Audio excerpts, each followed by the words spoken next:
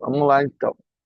Nós estamos em Daniel, e aí ontem a gente falou um pouquinho sobre essa questão, e aí entramos no capítulo 9 e falando a respeito, de buscar a presença do Senhor através aí voltar o rosto para Deus. E hoje nós vamos falar um pouco sobre oração, né? E aí o verso 3, quando ele fala lá, ó, voltei o meu rosto ao Senhor, Daniel 9:3, voltei o meu rosto ao Senhor Deus para buscar em oração. E aí a palavra oração, é tefila, que quer dizer julgar, pensar, refletir, no hebraico, ela tem muita importância. Filipenses capítulo 4, verso 6, e aí a respeito sobre refletir, sobre meditar,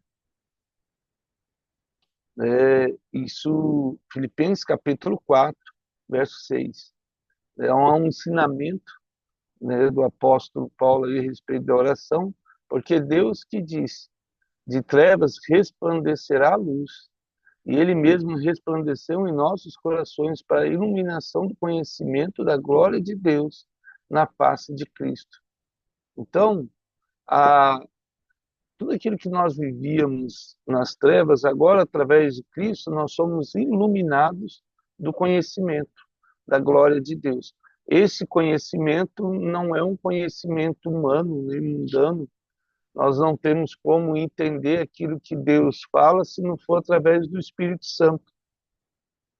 O Espírito Santo sempre traz em nós esse direcionamento da graça. E isso só pode ser conquistado através da oração. Ah, uma coisa bem legal é que o tabernáculo, a gente, quando tiver oportunidade, a gente falar um pouquinho sobre ele, ele tinha o sumo sacerdote, ele entrava uma vez por ano no Santo dos Santos e tinha essa questão, do santuário. Vou pegar aqui, só para a gente visualizar um pouquinho. Ele tinha, o Santos dos Santos funcionava mais ou menos assim, né?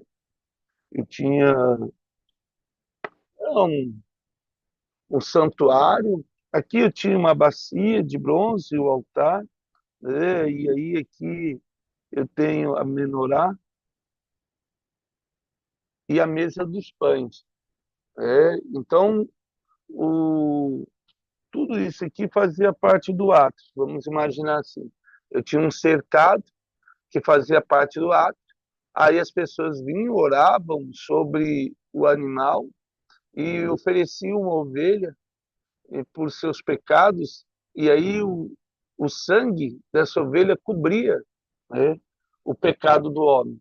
Aí um sumo sacerdote entrava, lavava as mãos aqui na bacia de bronze.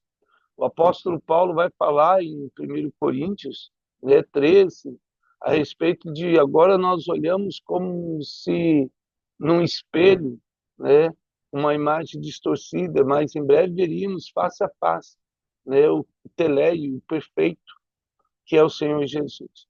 Aí aqui tinha um candelabro, a menorá, a lâmpada que ficava acesa com 7, castiçais sobre ela, e o pão com 12 pães das tribos. E esse era o santuário, o santo. E aqui o santo dos santos, que ficava a arca do Senhor. Dentro da arca eu tinha a vara de Arão, eu tinha o maná e eu tinha a tábua da lei. Então, para passar dos santos para o santo dos santos, eu tinha uma cortina. Essa cortina, ela tinha aproximadamente não, ela tinha 15 centímetros de espessura. Ela não tinha corte. Então, para entrar no Santo dos Santos, o sumo sacerdote tinha que ajoelhar. E alguém levantava a cortina e ele passava por baixo dessa cortina. Em para mostrando a humildade para entrar na presença de Deus, né, de joelhos, trazendo essa questão de submissão à graça de Deus. Marcos capítulo 11, verso 24, abra sua Bíblia aí, Marcos capítulo 11, o verso 24. E aí agora o Senhor Jesus vai falar sobre essa questão, ensinando sobre a fé do povo, a fé que nós deveríamos ter no Senhor Jesus. Em Marcos 11, 24, ele vai dizer assim, ó, por isso vos digo que tudo quanto em oração pedides, credes, que recebereis, e será assim convosco. Então, tudo que a gente pede ao Senhor, a gente pede porque acredita que vai receber algo do Senhor. Não posso pedir nada para Deus se eu sei que eu não vou receber. Porque daí, lógico, como diz Tiago, é como um vento, né? A onda impelida pelo vento, que não sabe o que quer. Então, o Senhor Jesus, ele já dá essa direção para mim, para você, para falar, olha, ora ao Senhor e creia que vai receber. O salmista, Salmo 37, 7, lá, o salmista vai ensinar exatamente isso. Salmos capítulo 37, e é um salmo muito bonito, o Salmo 37, porque ele vai falar sobre a graça do Senhor. O verso 7 do Salmo 37, ele diz, descansa no Senhor e espera nele. Não te irrites por causa do homem que prospera em seu caminho, por causa do que leva a cabo os seus maus desígnios. Deixa a ira, abandona o furor, não te impacientes, certamente isso acabará mal, porque os malfeitores são exterminados, mas os que esperam no Senhor possuirão a terra. Né? E aí, eu queria ler até o verso 3, volta aí um pouquinho, ainda em Salmos 37, verso 3, mas eu só vou aprender a possuir a terra se eu der esses passos que ele disse aqui no início. Confia no Senhor e faça o bem. Habita na terra e alimenta-te da verdade. João, capítulo 8, vai dizer, conhecereis a verdade e a verdade vos libertará. E aí, e isso é o início, né? Que nós começamos esse grupo aqui da leitura da palavra de Deus. Então, confiar e alimentar da verdade é essa verdade que nos liberta da mentira, do engano, de que Deus não é o nosso Pai, de que Deus não olha por nós, de que Deus não nos vê. É, Bir Laroy, a gente falou sobre o poço de Isaac e Agar, e ele diz assim, agrada-te do Senhor, e ele satisfará os desejos do teu coração. Agradar-te de Deus é estar satisfeito com aquilo que Deus tem feito em nossas vidas. A satisfação, a gratidão agrada o coração de Deus. E aí, e esse é um passo de fé. Entrega o teu caminho ao Senhor, confia nele e o mais ele fará. Aqui eu tenho passos de oração. Primeiro eu confio, depois eu sou grato e depois eu entrego. Tem coisas que nem eu nem você vamos conseguir fazer, mas Deus fala, olha, entrega aqui, entrega o teu caminho ao Senhor e confia nele e mais ele fará. E aí ele fala, ó, fará sobressair a tua justiça como a luz do teu direito, como o sol do meio-dia. Então, descansa no Senhor e espera nele. Né? Então, confia, agrada e entrega. Esses aqui são passos de oração. O salmista vai, o Salmo 37 ele é muito bonito, depois você pode ler. Isaías 65, 24, o profeta, Isaías 65, o verso 24, ele traz essa ideia também da oração.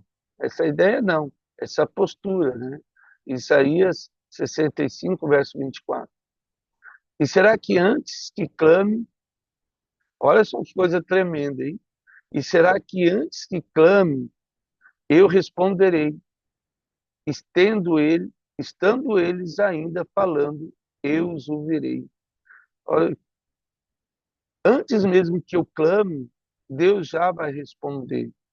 E mais ainda, estando eu ainda em oração, e aí isso que eu acho mais tremendo, estando eu ainda em oração, né, Deus vai me responder. Tudo aquilo que está no meu e no seu coração, Deus está disposto a falar comigo, com você. Né? A Deus, ele ouve a nossa oração. Né? Então, tudo aquilo, quando a gente olha para Daniel e a gente vê essa postura de Daniel, é aquilo que Deus queria e buscar o direcionamento de Deus, ele vai conseguir em oração. A gente vai caminhar agora para esse momento, né, da batalha espiritual em oração. Né? Daniel não estava preocupado em lutar com um e com o outro. Como nós lemos em Efésios capítulo 6, o apóstolo Paulo, ainda em Efésios capítulo 6, ele vai nos direcionar exatamente a essa batalha espiritual. Quando ele chama o povo, Efésios capítulo 6, né, o verso 12 de Efésios 6, o verso 12 aí, ó, porque a nossa luta não é contra o sangue e a carne. Não é contra um indivíduo ou contra outro, mas contra principados, potestades, contra os dominadores deste mundo tenebroso, contra as forças espirituais do mal nas regiões celestes. Então, assim, uma batalha nossa em Cristo só se vence através da oração. Nenhuma estratégia, às vezes, observo as pessoas buscando, olha, vamos buscar uma estratégia para isso ou para aquilo outro, vamos pedir para Deus uma estratégia. Claro que Deus tem isso em nós, mas a nossa dependência tem que ser em Deus. Hoje em dia tem muito essa questão ah, das corporações, né? E às vezes a gente tenta levar isso para as nossas vidas e, olha, você precisa ter gestão de tempo, precisa agir assim ou daquele outro jeito, quando na verdade a nossa dependência em Cristo vai nos direcionar tudo.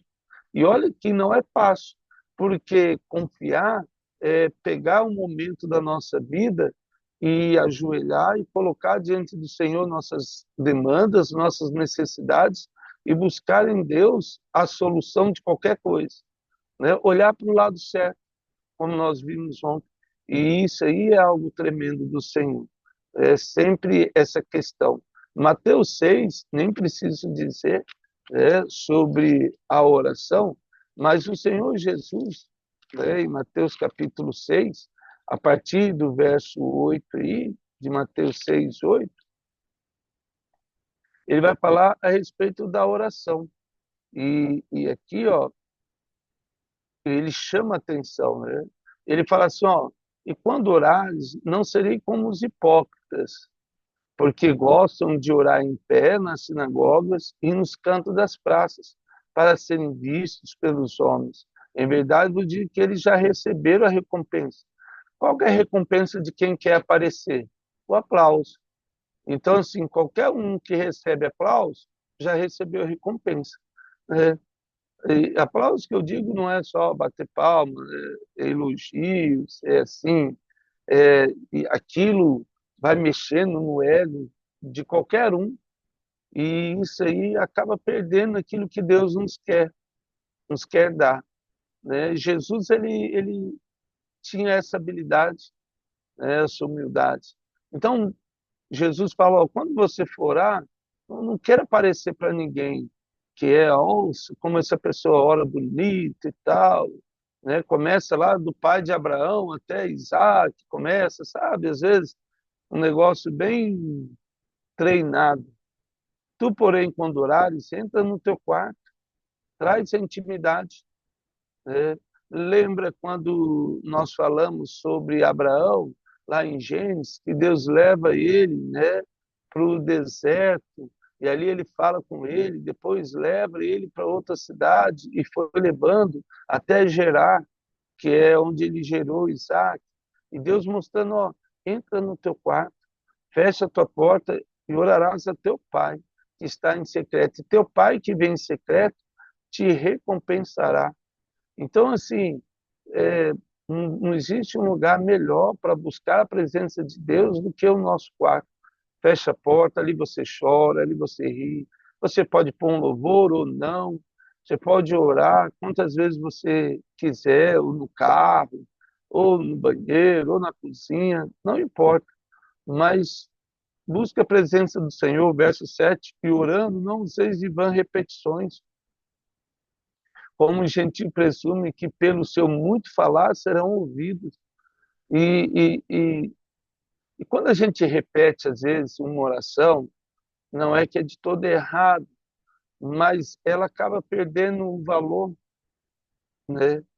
E por quê? Porque a gente repete, repete, repete, vira um mantra e não uma oração, vira uma reza e não uma oração, porque o princípio da oração é uma conversa.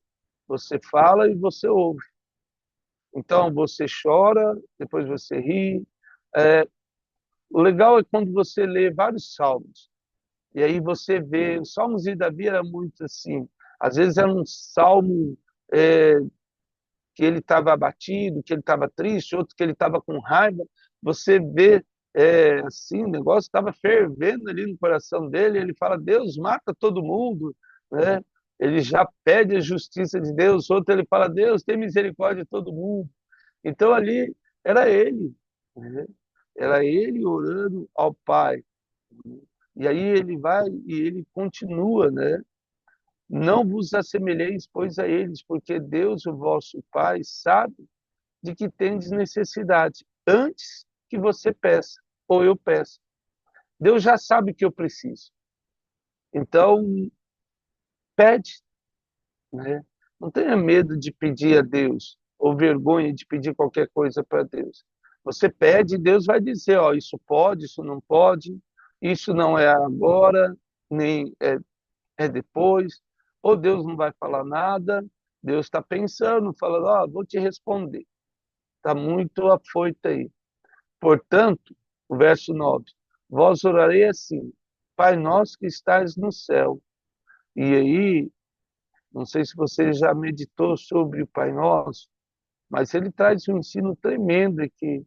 Primeiro, reconheça a grandeza de Deus, santificado seja o teu nome, né? Reconheça a santidade de Deus sobre a nossa vida. E aí ele fala, vem o teu reino. O reino de Deus não é um reino carnal, não é um reino mundano, né? Deus não está preocupado em satisfazer os desejos da nossa carne. A nossa carne ela tende a militar pelo mal, né? Tende a querer alguma coisa que é muito passageiro, né? O reino de Deus é espiritual, é uma coisa eterna, não é para agora, né? Existe algo que é mais importante do que os nossos desejos momentâneos. E faça-se a tua vontade. E aí a gente coloca na vontade do Senhor. Ou seja, Deus, o que eu quero é isso. Jesus vai orar assim quando ele estava no Getsemane. Ele fala para Deus, e ele fala, Deus, se possível, tira de mim, né, esse cálice que era pesado. Mas ele falou, faz a tua vontade, e Deus fez. Ou seja, Jesus foi crucificado. Não é porque Deus não amava ele, mas o propósito de Jesus na terra era a morte de cruz. Fugir disso era fugir do plano de Deus. O propósito de Deus para João Batista era ser decapitado. Não que Deus não amava João Batista, mas o propósito dele era esse. Do apóstolo Pedro ser crucificado de cabeça para baixo, Filipe ser cozinhado vivo, Paulo ser decapitado, e assim por diante. E Isaías ser cerrado ao meio. Deus tem um propósito na nossa vida. Nem sempre é o que eu gostaria, o que você gostaria, mas o propósito de Deus é esse. A oração é muito legal nesse sentido. E aí, esse é o reino de Deus, a vontade de Deus. E aí ele fala, né? O pão nosso de cada dia dá-nos hoje. Ou seja, Deus, o sustento é seu. E agora uma coisa interessante, o verso 12, que ele fala, perdoa as nossas dívidas, assim como nós temos perdoado os nossos devedores. Essa acredito ser uma parte bem delicada na nossa vida, porque toda vez que eu oro o Pai Nosso e eu falo, Deus, perdoa assim como eu tenho perdoado, e se eu tenho guardado mágoa de alguém ou alguma coisa ali, isso é uma oração que eu realmente não posso fazer antes de resolver a vida com aquela pessoa. Então, assim, a oração, ela pode muito nos seus efeitos, né? E aí, ele diz, e não nos deixe cair em tentação, mas livra-nos do mal, porque todo dia é uma batalha, uma labuta, né? Pois o teu reino, o poder e a glória para sempre. Amém. Então, há um direcionamento sobre a oração. Voltando para Daniel, a gente vê exatamente isso, né? Essa necessidade aí de buscar a presença do Senhor. Voltando em Daniel, e aí ele vai falar sobre a súplica, né? Salmos 4:1. A súplica é quando você chega num desespero tamanho que você não vê solução, a não ser sobre Deus. Então, o salmista, no capítulo 4, o verso 1, logo no verso 1, ele fala, ó, responde-me quando clamo, ó Deus da minha justiça, na angústia. E aí, o salmista está angustiado, me tens aliviado, tem misericórdia de mim e ouve a minha oração. Então, aqui ele está suplicando. O Salmo 6, ainda, Salmo 6, o verso 4, voltando ainda sobre a súplica, ele vai dizer assim, ó, volta-te, Senhor, e livra minha alma, salva-me por tua graça. Davi vai suplicando a Deus, né, sobre Deus olhar para ele de volta. O Salmo 7, verso 1, ele diz assim, Senhor Deus meu, em ti me refugio, salva-me de todos os que me perseguem e livra-me. Né? Ah, ele vai suplicar. Chega um momento na nossa vida que você e eu não temos assim é, uma solução para alguma coisa e nesse momento não existe ninguém melhor do que o Senhor, né? Orar, suplicar. Ainda em Daniel, o verso 18 do capítulo 9 de Daniel, onde a gente está, ele vai falar assim, ó, inclina, ó Deus meu, os teus Salmos, Daniel 9:18.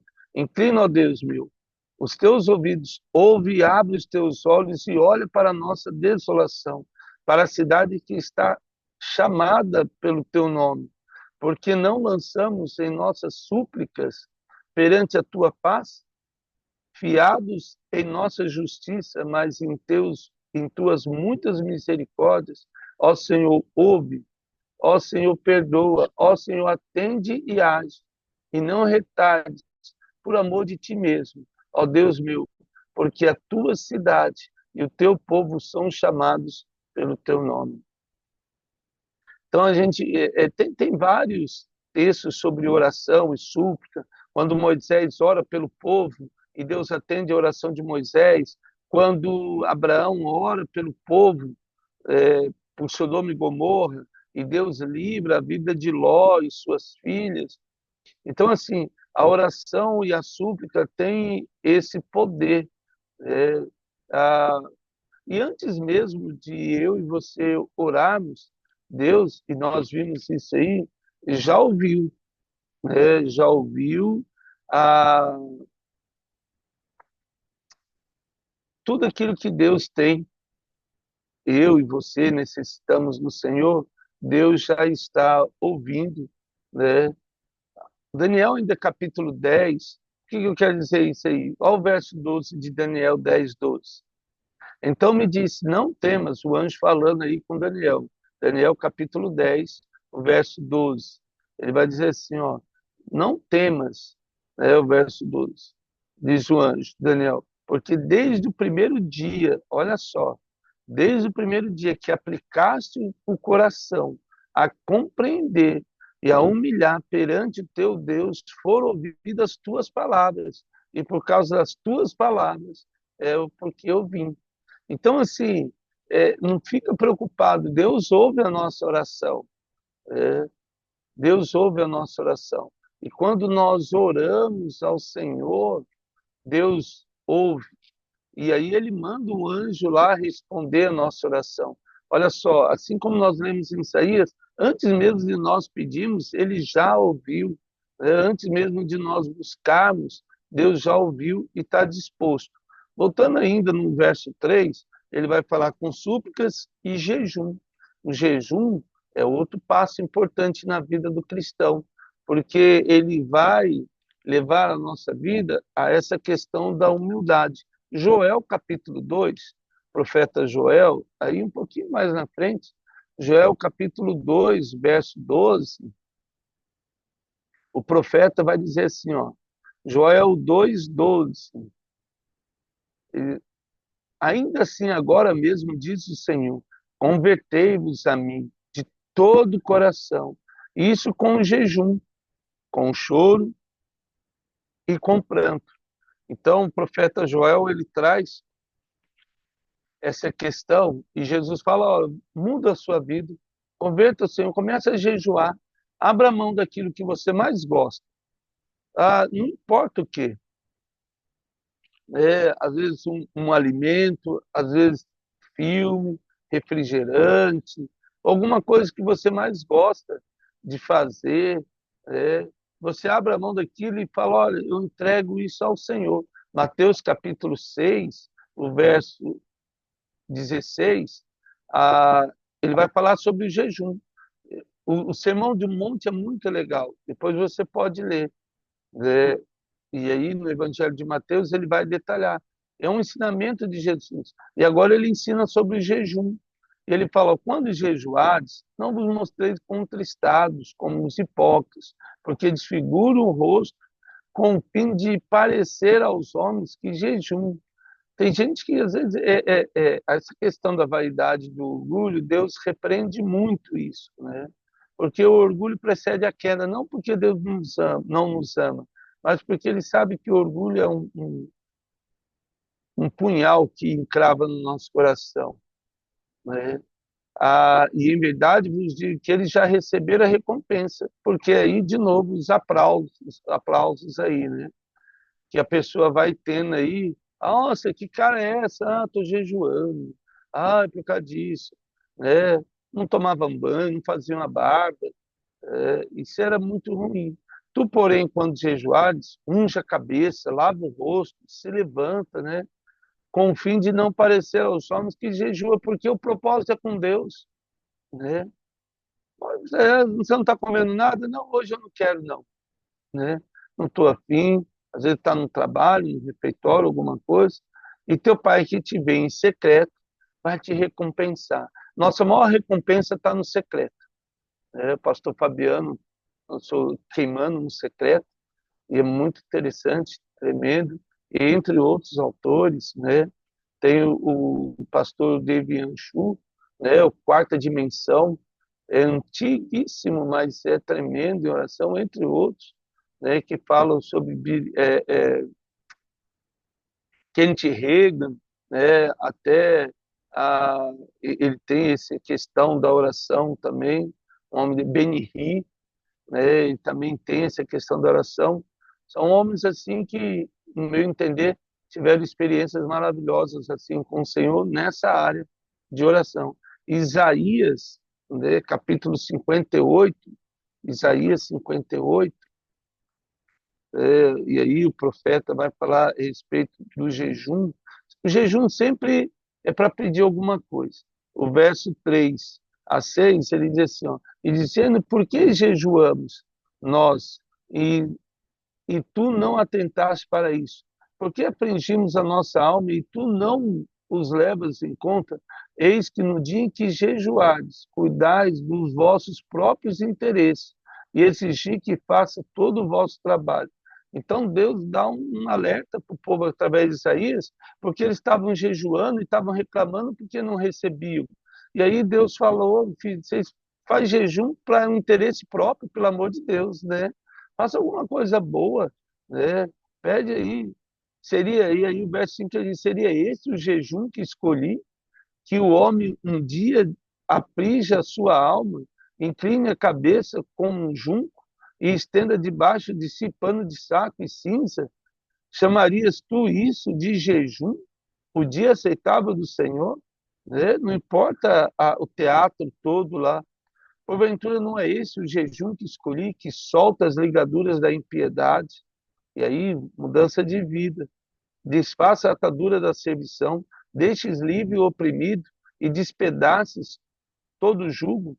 Porventura não é também que repartas o pão com o faminto e recolhas a casa dos pobres, desabrigados, e se vires o nu, cubras e não te escondas do teu semelhante?